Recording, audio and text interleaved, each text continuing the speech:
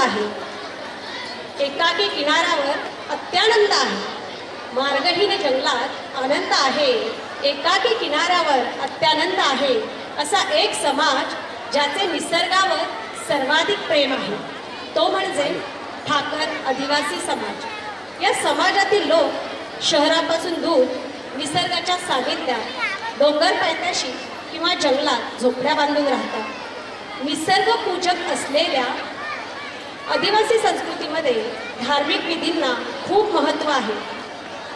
नैसर्गिक चमत्कारांच्या पुढे ते भक्तिभावाने विनम्र होतात।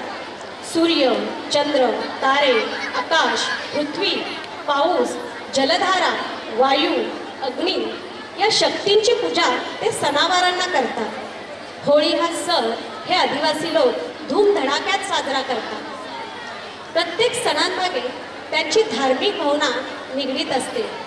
ते त्यांच्या सण, उत्सव, लोकगीते आणि संगीतामध्ये समृद्धीचं प्रदर्शन करतात। महाराष्ट्राच्या ग्रामीण जीवनाचे वर्णन त्यांच्या गीतातून येते।